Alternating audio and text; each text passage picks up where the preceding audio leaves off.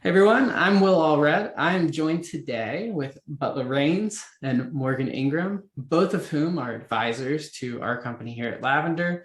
And so I thought it would be a really interesting conversation for us to just, talk to Butler about his inbox, what's going on there, and really get a perspective outside of the world of sales so that we as sellers can learn and get better and really get a new perspective on what our emails are or how our emails are getting perceived. So Morgan, Butler, I'll let y'all take your intros respectively.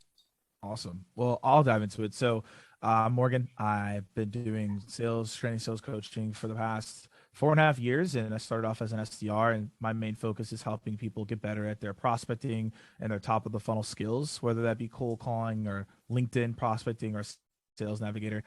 And happy to be a part of this conversation because we do talk about obviously emails and how you can make sure you write the right emails that don't get deleted. So I'm excited about this conversation today.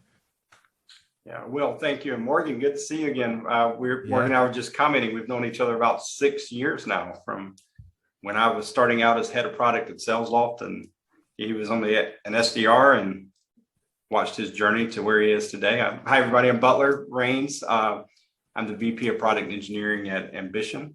Been with Ambition for about 1.5 years previously with Salesloft, working in sales technology. And, my main focus is, growing world-class product teams and making sure everybody on my team is learning and growing and being fulfilled in their career. You were telling me prior, like just how much you love to coach up the folks that are reaching out to you. And, it's funny because there's so much noise in the marketplace, sellers talking to other sellers. And so thinking about the conversation today, I thought it would just be helpful for reps to understand, how does Butler use their inbox? Yeah, man. Well, I don't know how much the recipient of my coaching likes the coaching. Sometimes I think because of cadence, like I feel compelled, and our focus on personalization at sales office, I feel compelled to be like, I try not to. I'm like, don't do it. Okay, I'm going to email this person. Yeah, I got to do it.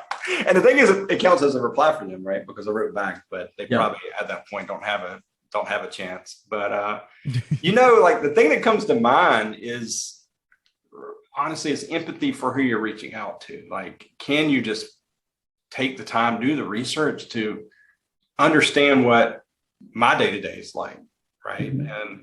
And why is important that you feel like you can intrude upon that space. And that's like, not that that space is sacred, but, as head of product, you have so many things coming at you. You have so many priorities. You have the roadmap. You're talking to your customers all the time. You're helping out with other sales opportunities. And for something to breach that threshold that is like, I'm going to read this, and I hardly have time to respond to my peers I work with and love on my team. Right? Like you gotta come correct for me to be like, I'm going to pause and read this, Yeah. I really think it's like, have you stopped and thought, like, am I just putting an advertisement like a billboard? Am I just like, most of the things I get is like, here's what we do. And I'm like, and why do I care about that? And so really considering like, what am I going to write that this individual is going to find compelling enough to make it a priority in my day to not only read, but to reply. Yeah. I think something that's so impactful there that like a lot of sellers don't think about is that like that billboard status. You can barely respond to the folks that you're trying to get a hold of. HubSpot published some data around like the amount of outbound that's going out the door right now is like 2x what it was before 2020, which... What was that, Morgan? I said, of course. Yeah, it's crazy the amount that's coming out there.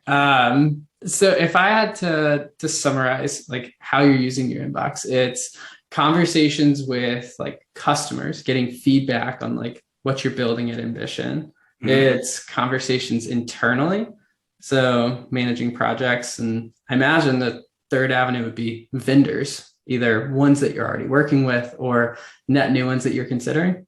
Yeah, I would think I'll classify that way. So obviously, a lot of companies use Slack. So a lot of like peer-to-peer working in real time happens in Slack. So where it comes to work, I use my inbox as like a task list, right? Of like, hey, if you really need to make sure I see it, like, a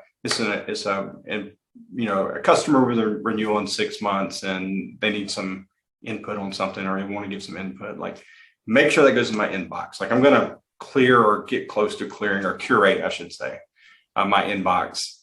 If not daily, definitely at the week's end of like, what's important, what do I need to go through? But the other stuff in there is like, you get tagged in Google Drive, somebody wants some feedback on this document. You're not thinking like, am I going to read this? Someone kind of like come in and be like, hey, I have the solution to all your problems. You should stop what you're doing to read this. You're just like, man, I'm behind on so many things. Yeah. Like I ain't got time for that. Yeah. Morgan, I know you're big on time management. Would you say like your use of your inbox is on a similar level? I know you're big on calendar blocking, for example. Yeah, I feel like there's a level of dependency on an inbox, especially if you're like a seller, where you have to live inside that inbox. And I don't necessarily believe in that, because there's other things you could be doing, like actually selling outside of that inbox to get things done. And obviously you could be inside the email and reply to people and things of that nature, but there are other places you could go, like a Salesloft or LinkedIn, to get these things done. So when I look at email, I see it as like a time block to actually get my stuff done within that email, to reply, to engage, or whatever that may be.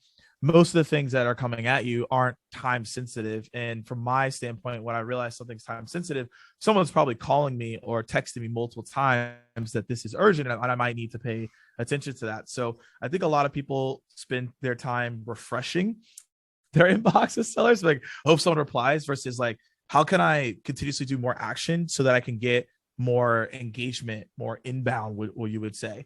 Those are things that at least I would think of in this circumstance. Well, it's such a paradox, because like it is, without me going to search for what I'm looking for, like I'd prefer to go try to find like the solution I need. It is the only way you're going to get my attention to get me to respond. If you cold text me, you're out. Yeah. Not even out of like selling me something. Like you're out of my life. You're just out of in general. Like the permanent block forever is what I'm hearing. Even if you change companies. Cold calling, I mean, it's an inconvenience. I don't answer. I mean, this is a shame to say this. I don't answer all the time when mama calls, so it's like, what if it was a cold FaceTime? One of my founders does that. So like email really is like your best means for like getting my attention, but you really got to come with something that's either solve something I'm thinking about right now, or just like it felt like magic that you knew the pain I was having and you somehow presented the solutions with me a lot of time. Or you can get at me sideways. Like if you come at me, it wouldn't be hard to figure this out about me. Like I've been over backwards to help people. So if you're like, hey, I know Will, and he and I were talking, and is that the other? I'd be like, oh man, like, yeah, I'd love to help Will out. Let me see what I can do here. Yeah. Sort of like using that warm example. But I mean, one of the things that stands out is like personalization is key for you. Yeah. But at a real, intimate's not the right word, but you can find out so much about people. Like it can't be surface level personalization. Like sometimes people hit me up and it's like, oh, UF. I'm like, that was like 20 years ago. Like, oh, you just happened to, like you saw some of my profile, but you can like look at social, right, and kind of see what I'm up to, see what I like. People would probably figure out I'm into philosophy and neuroscience. Like if you led with that, like at least that might be an interesting conversation, Yeah. And to that note, right, it's like there's either like the intimate side of personal, or it's like you've got to like dig deep into the business. Curious, like where do you draw that line where it's like it's not it's too high level? Like if I'm trying to personalize to you on a account basis on like what's going on with the company, at what point is it too like too vague?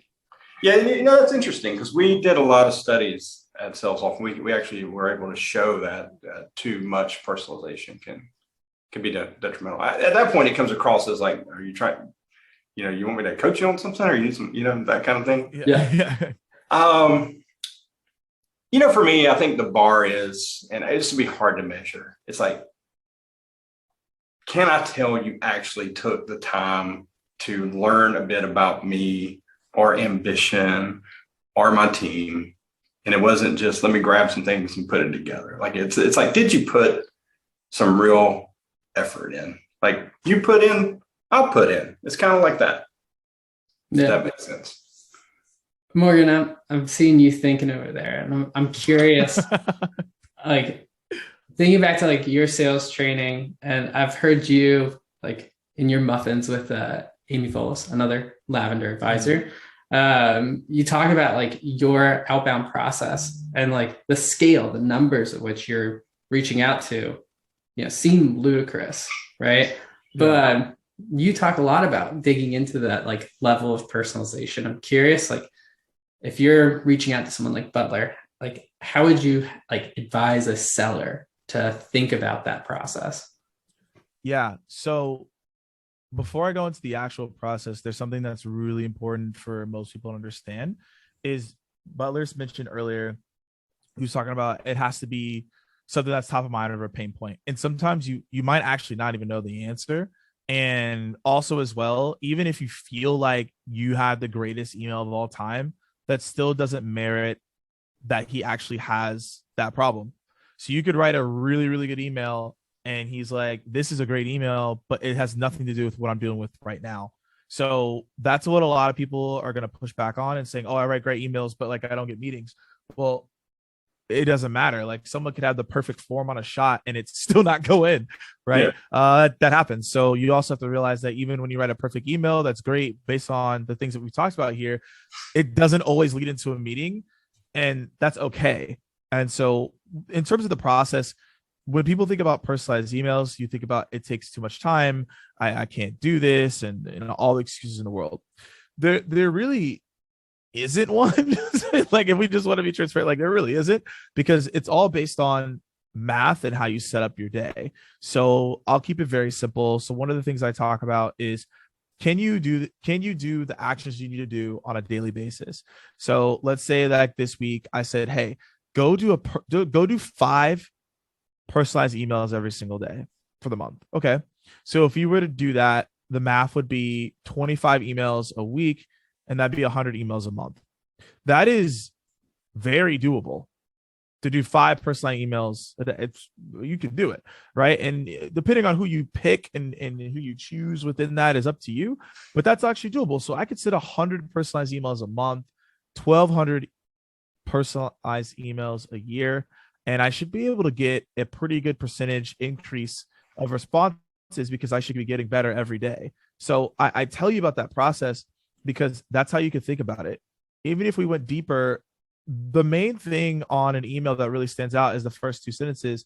The middle is the value prop. The end is the call to action, right? So you can always actually have those as a pretty much a standard. You don't need to change those as much. So when you think about that, it's like, okay, the only thing I really need to focus on is what are my first 2 sentences that's going to stand out to the buyer that's relevant, right? And then also, what's my subject line that relates to those first 2 sentences or something else in the email? And that's how I think about the process of writing these emails. Obviously, over time, you'll get faster, you'll get better, and you'll be able to do this at a scalability. But this is just what I would always coach people on and train them on, because it's easier to think about it that way versus I need to go write out thousands of emails. It's like, just write 5 emails a day and just think about it that way. Well, Butler, I imagine you know exactly which of those, quote, 1,000 emails are one of those 1,000 emails. Yeah. Yeah. Yeah. I mean, probably real quick. Yeah. Full disclosure, I've known Will and William a long time, so I've been talking about Lavender a long time, and it's one of the reasons I find value in what y'all are doing is you are helping people find that way and do it with efficiency. But so much software can just be used as a spam cannon, and you can say you're personalized by pulling in fields and this, that, and the other. And my inbox reads the same.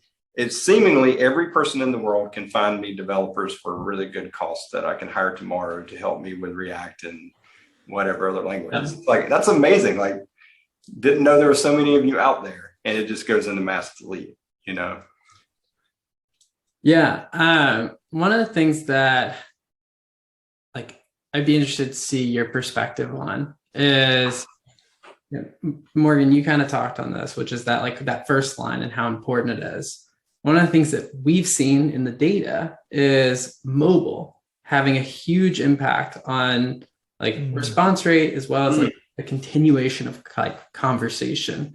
I'm curious, when you think about how you use your inbox and how your phone is involved, where do you sort of see your phone?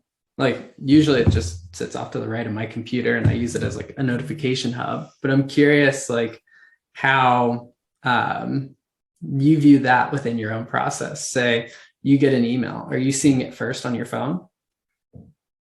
Yeah, I mean, I would say, Butler's going to chime in here. I typically see most of my emails on the phone because like I'm on the move for the most part, unless I'm like stationary and I got my setup, but most of the time I'm on the move.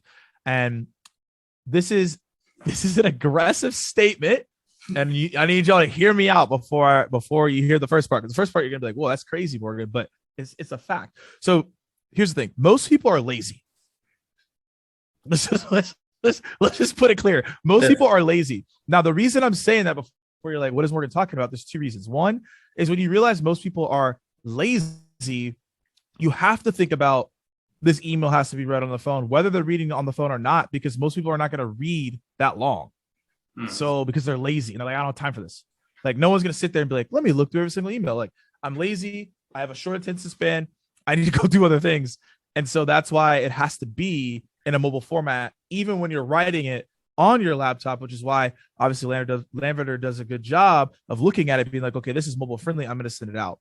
Also, when you think about most people are lazy, it should get you excited to write these personalized emails because you realize most people are not writing emails like this because they're lazy and they're just being like spam cannon.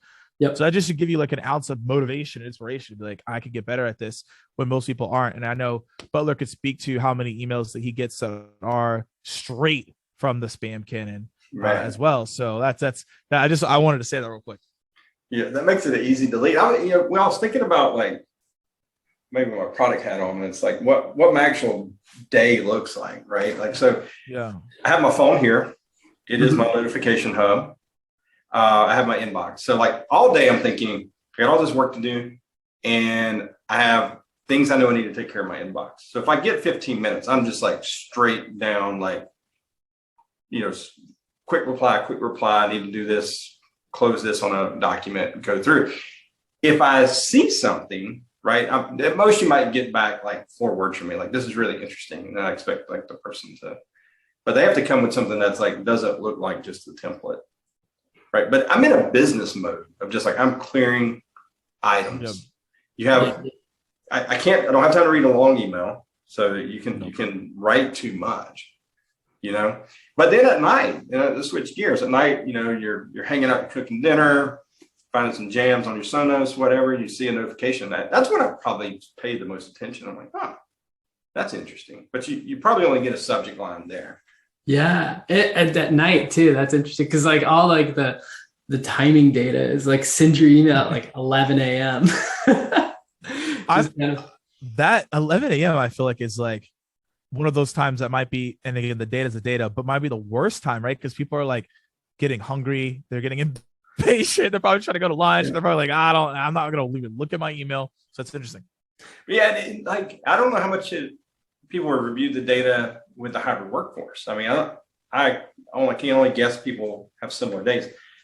If by the time I sit in this chair, I'm effectively on Zoom all day. So there's like not a chance of me jumping to my email, right? Or like even like entertaining my phone. Like you don't even have that. Like used to, you'd walk to the next office to have the meeting and you'd like look at your phone and try to catch up when you're walking, but that doesn't exist. So it's like inbox doesn't get touched till like 5:30 beyond.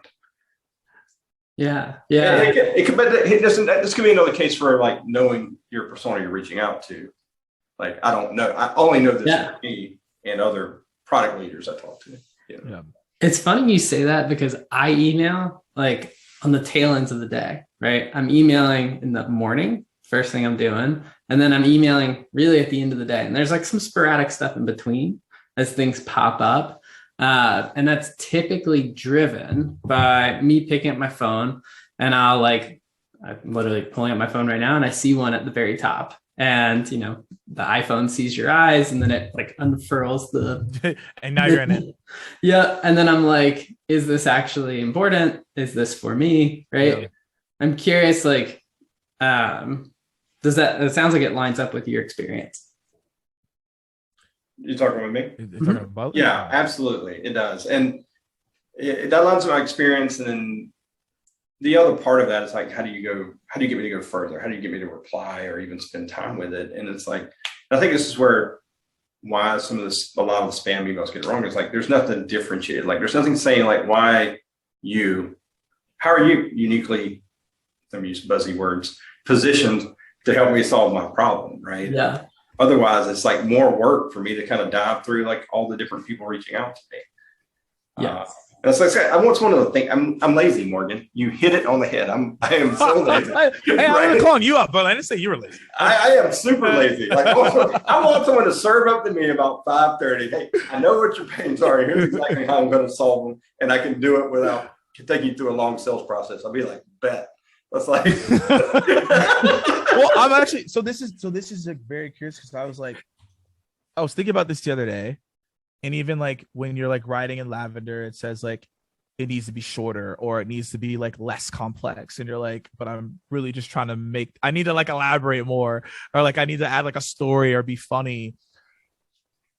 For you, and I know it's different for everyone, but for you, like, does being funny or being witty or being like personalized even matter? Or is it literally just like you said, it's like, here's the problem I believe that you have. Here's a customer case study. Let's talk.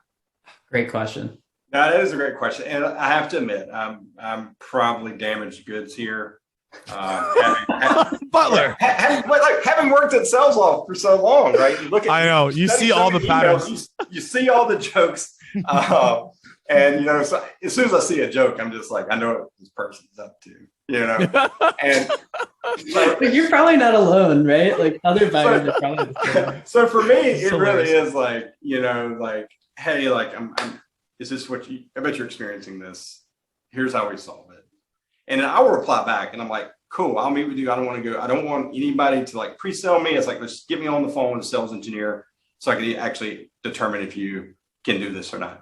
The way to me, if you need to get in touch with me, if you reference someone in my network that knows me personally. In a cold text?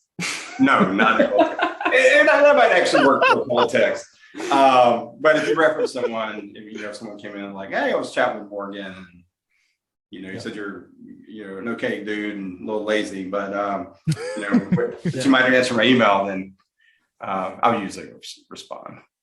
But jokes don't work. Can we add context there, because I think someone might take this the wrong way. What's that? So what I mean is, when you say that you've had a conversation with someone, that doesn't mean that you had a conversation with someone. Because I see people play this tactic where they're like, oh, I briefly talked with Will, and they never talked to Will. Oh yeah. This happens. I have to coach you on this. I'm like, you can't just say like you briefly talked to someone and you've been emailing them and they haven't replied to you. That's very fair. That's not what we're saying. I want to clarify you could say I talked at them. Exactly. So I'm saying people could take that and be like, oh, I've been connected with, or I've been talking to. Can't you usually tell? I like to feel like I have that type of bullshit meter. I can usually tell. But people do it and they get away with it sometimes, and they think that's a new tactic. And I'm like, yeah, until you get blindsided and you get ripped apart.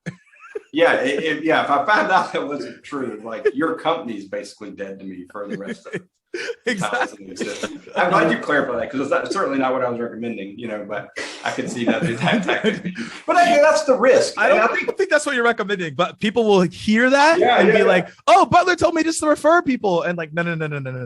Very fair.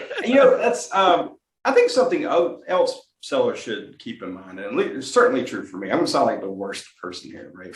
After this video, but it's like, I look at it like, I will write your company off, right? Yeah. If you don't come correct. Like it's like you're representing your company, and like you could close that account off for the rest of the time the company's around, if you do it wrong, like people need to take this with a seriousness that sometimes I don't see there. Yeah. It's like I just write people off. I'm like, no, why do you allow this behavior? I talk to sales leaders all the time about this, which is the way, like cranking the volume knob. Essentially what we've started to do is just burn our total addressable market. Yeah. Where like people have they recognize the company name in their inbox and they're like, I don't even know what this one says at this point, but I know all the other ones were trash. And so this company is trash. And they just like get sorted out.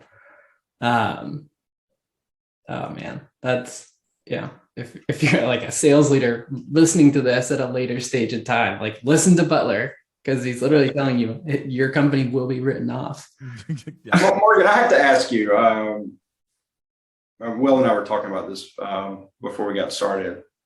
What's your current coaching and opinion on cold LinkedIn messaging? Ooh, okay. This might either get me in Butler's better spirits or in worse spirits. So we're about to see how he's going to feel about this. So the first thing that I will say is, how do you even get there in the first place? Because a lot of people are going to ask, like, how do I even get someone connected on LinkedIn? Now, again, when I say this, a lot of people refute it. They're like, no, that's not the truth. I can only tell you what the data says, and that's just the way that it is. So I've seen across multiple teams that I've trained, coach in multiple regions, multiple different personas, that the blank note basically means I reach out to someone on LinkedIn and I don't add anything in the note at all. That has seen consistently to have higher acceptance rates. People on LinkedIn get a tizzy about it, but look, the data is the data.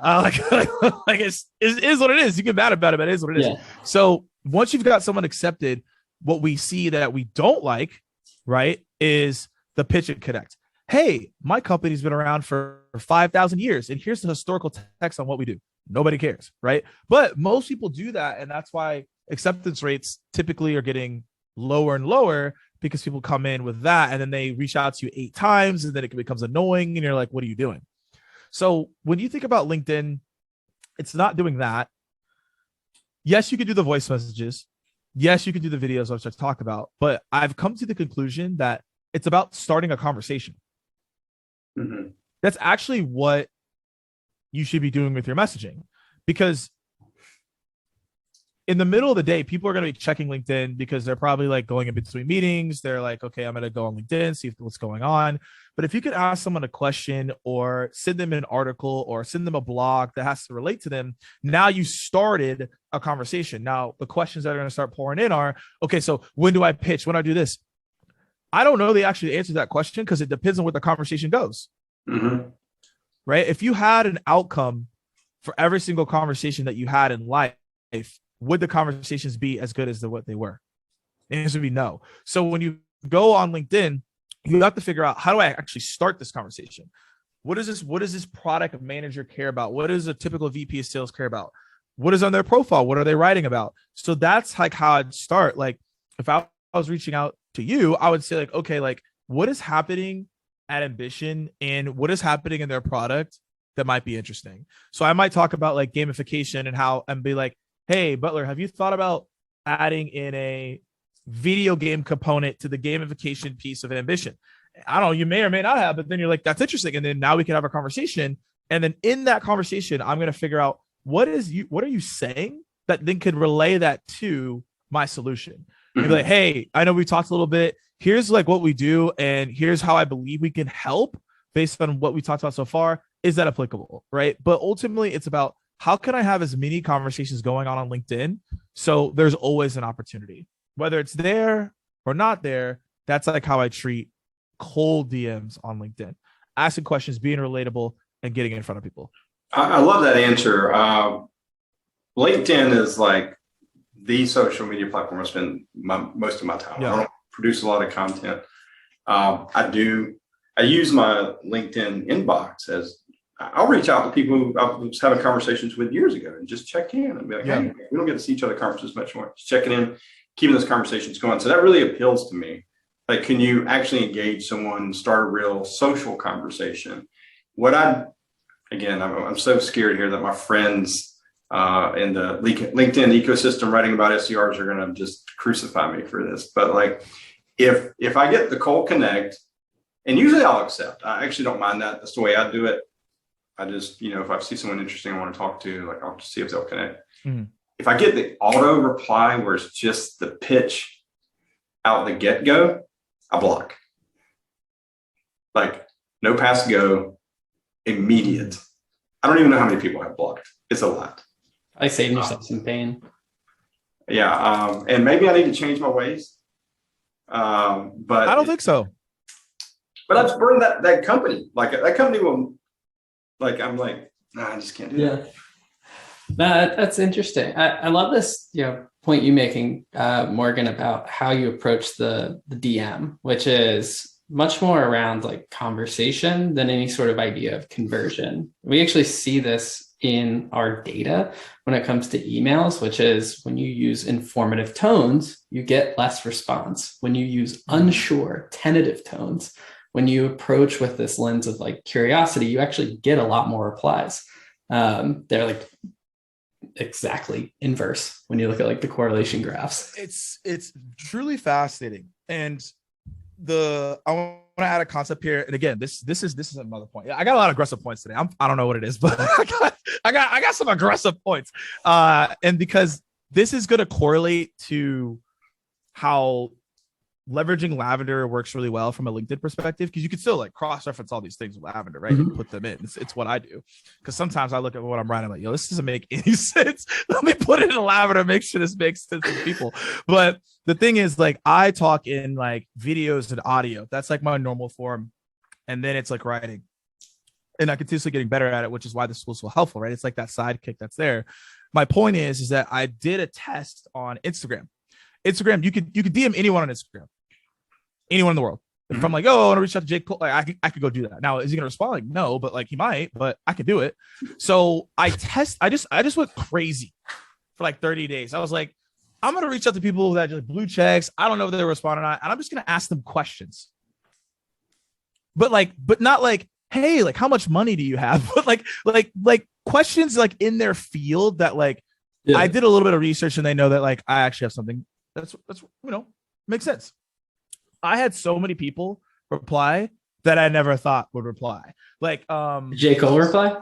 J. Cole didn't reply, but we'll get there one day. But so Sophia Armasua, I don't know if you guys heard about Girl Boss. Like she started a company, like she like is like pretty well known. And she did reply to my voice message, and it was just a simple question. And like she gave like a pretty well thought answer. Chris Doe, he's got a YouTube channel called The Future. He replied to my voice note, and I just like started like testing it with people who have like 1,000,000, 300, 400, 5,000. And I was just sitting voice notes, just asking questions, and people like would get back to me being like, yeah, like good question. Here's the answer. Right. And I was like, this is interesting. Right. Like they probably get thousands of these. So my point is twofold. One is ask questions out of like curiosity to truly understand what's going on. So then you can start a conversation and figure out like, how can this turn into a conversion? You can't convert without a conversation. And immediately people are trying to go immediately convert without anything. Now, if you have great details and you have great research, that's different. And also like within that, if you're really good at videos and you're really good at like audio, you could actually use Google Translate to listen to your audio text and your videos and put it inside of a Word doc.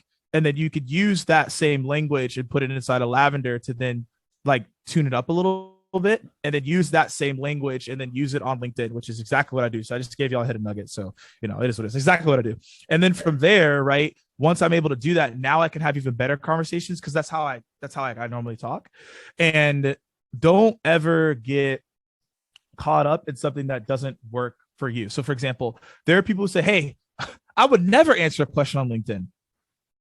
That's you though. That's your personal opinion. It has nothing to do with what the world thinks. It's just you. Mm-hmm. So there are people that I could show you like, hey, they answered this question and they're like 1,000 times busier than probably you are or me or whatever. So it does work. Don't get married to how you feel about something and be like, oh, I want to reply to that. You don't know though. You don't know how that other person is going to reply, right? Like Butler doesn't like the cold text. There are clients that we have that they get their meetings through cold text. Yeah. So And I want to point that out because that's really important. And I think it brings up a great point. It's just like awareness. Yeah. And of what channel you're on, empathy for who you're talking to, and try, you can spend some time thinking about this, not just thinking about the words you're going to use in personalization. And some of it's unknowable, but maybe Lavender comes up with something or someone else where you can kind of know personas preferences. But I love this more. I hadn't thought about it. Like, I think of LinkedIn as social media. I keep up with a lot of people in my professional network, like I might on I used to on Facebook. And I would prefer more of a conversational kind of thing going on before you straight pitch me, Yeah. Key thing that I'm hearing from that, Butler, is your inbox is a to-do list. It's the right place to get to you because, you're thinking about it in the sense of like, timelines, things to get done. Social, much more about like curiosity, questions that are just a little bit, maybe not as specific to that challenge or that problem, but just focus on building the relationship. I know from reaching out to some folks where I've made these mistakes in the past, right? I think no one's guilt-free in this. But looking back at like other connections now that we're doing, Lavender compared to like something else that we built in the past and being like, oh, did I just burn that bridge already? Because I cold pitched them before. And instead of like something I tell sellers is like, these connections are going to last longer than your job. And so you might need to go sell to them at another point. And so like your cold email might, have a different domain attached to it, but like that LinkedIn message, your name is there. And so like, there's almost like an awkwardness attached to like that last approach. You can also apologize. Mm-hmm. I've done this before. Like, so I looked at one of my, oh my gosh. I looked at one of my messages from 2016 and I was like, what is this? Like, I was embarrassed that the message was even attached to my name. So like I reached back out to this person because I wanted to ask them like a question, like I wanted to connect with them. And it was a voice note. And I was like, wow, let's look at this last voice message and just laugh together at how horrible this is. and then I said, the reason I'm reaching out, and then I went into my question and she replied back being like, yeah, this wasn't good at all. But now that we're here, like I'll answer your question and we had a conversation and we're good now. But I think sometimes we have to, as sellers, you have to have a little bit of self-deprecation and looking back on it being like, wow, that was bad.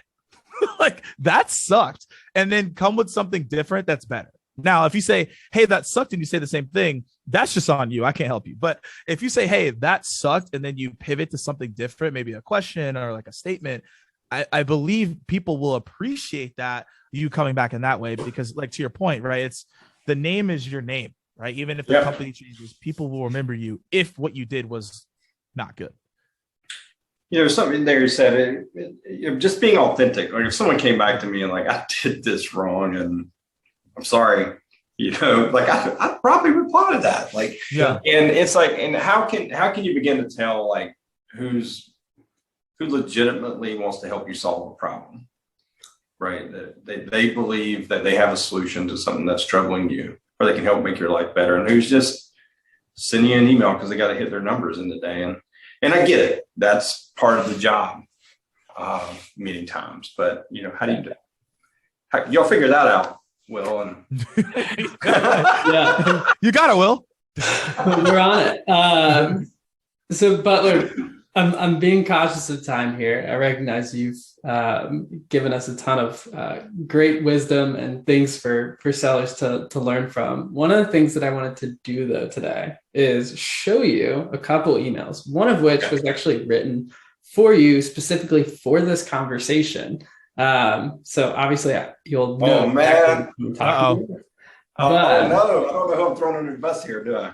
I'm going to share my screen. So the first one, as you can tell, this was not necessarily written for you, but it came to my inbox and it was for, quote, product leaders. And so I thought it'd be a fun one to get us warmed up. And so you can see here, it starts with, hi, Butler, pardon for the cold outreach, which in the sales world, we sort of, poo-poo on this idea of starting with these kinds of fluffy openers. I'm curious How are things like this perceived on your end? I think I'm different here. I think just because of how close I've been to the idea of sales engagement. On a one-off chance that someone led with that, I would find it, I would be sympathetic. I'd be like, at least they know, right? Empathetic. They're having to do this. They know what they're doing. Let me read on.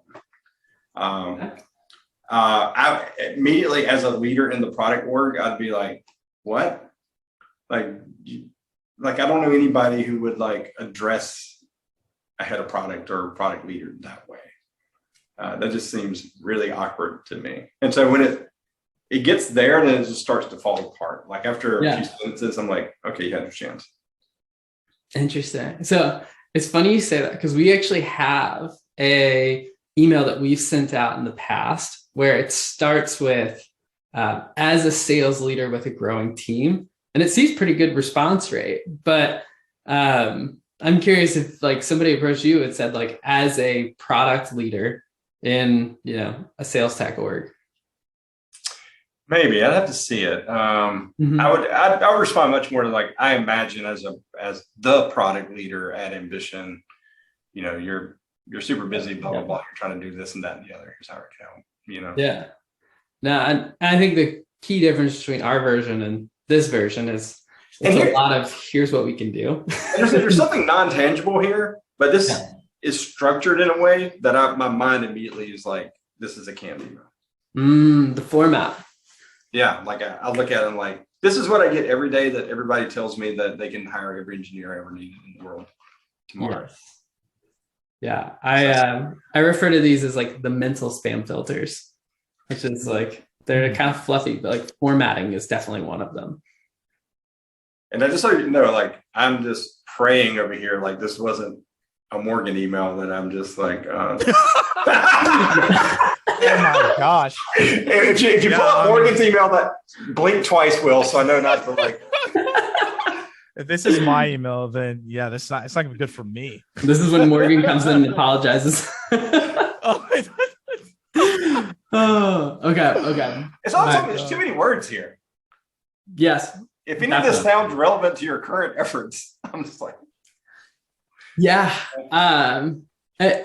Yes, a lot of words. And it's interesting too, like looking at Lavender's data, one of the things that we find for reply rates is, for across the 2 million emails we see per month, right? The emails that are getting the most positive response right now are 25 to 50 words, which is like painfully short. So this is definitely on the long side.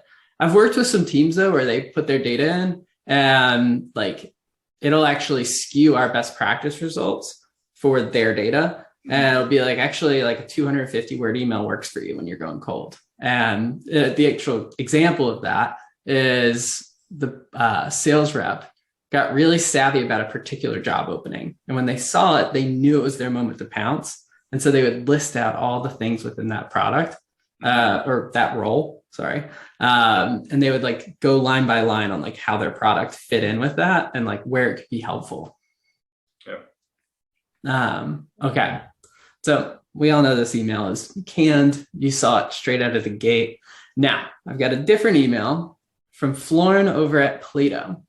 He was well aware that we were having this conversation, which is why I'm excited to show it to you without any sort of like black marks, etc. He wanted your feedback as you're a prospective buyer of his product. And so I've got it here. I'll zoom in so it's a little extra large on the screen.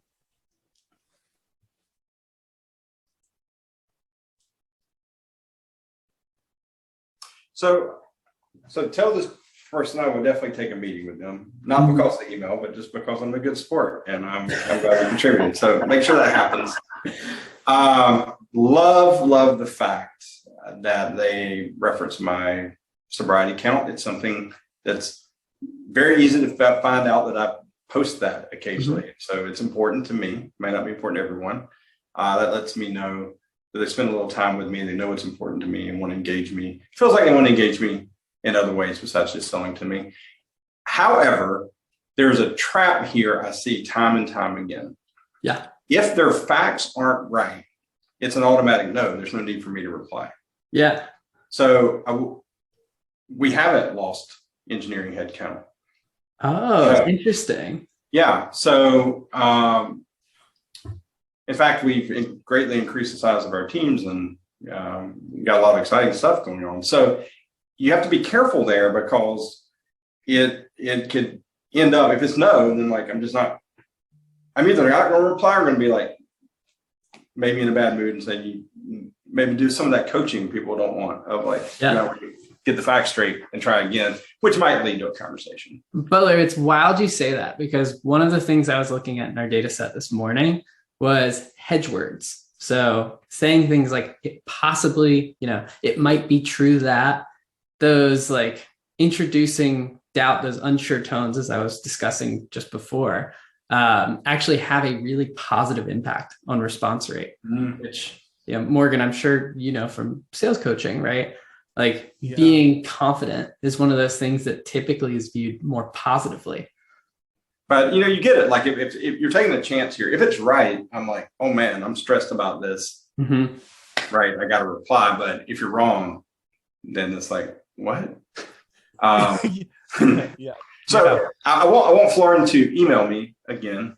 Yeah. And talk about how excited I must be that our engineering team is growing by leaps and bounds, and they are sure I have a grand vision for gamification and coaching orchestration. And what I like to have a conversation about retaining best practices, retaining those engineers. Mm-hmm. Love that. I love the fact that they brought in these first names too. That to me stood out. Yeah. Do we know the source of the data for this email? I don't. I know he uses Lavender. And so he probably went and saw your job board, maybe jumped to your LinkedIn page, but I'd have to get clarification from him. On the engineering team? Is there talking about Butler? Yeah, just like why I would assume they went and did like a count on LinkedIn or something. I don't. It would have to be, so you can get it from Sales Navigator. There's a component in Sales Navigator that tells you department headcount increase or decrease.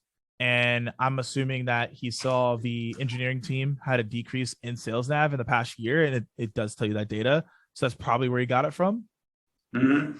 And honestly, I would. Silently, I'd probably respond. Just the nature of being me, of just being like, hey, appreciated these parts. You got these facts wrong. So I'm going to give you, I usually be like, I'll give you another at bat. Yeah. You did your work. So I'll at least give you the response. Yeah. Interesting email. Yeah. No, it seems like a cool product. Sort of mentorship as a service, specific to engineering and product. Yeah, there's a lot of cool stuff in here. I'd have to really think about how I would restructure it. Like apartment list does not relevant to me, right? Why would I care what apartment list is doing? This is fun. We should make this a regular episode. We should. Yeah. This is just really fun. I'm loving your feedback on it. It's cool. I'm thinking how I might rewrite this and be like, say I'm operating on the same data as him. So I'd say Butler looks like the ambition team is growing, but engineering might have lost a few ? And then given most orgs experience about 18% attrition. Also, real quick, I gotta hop for another call here. Oh, gotcha. Right. I got one more comment, and if you got to hop for sure.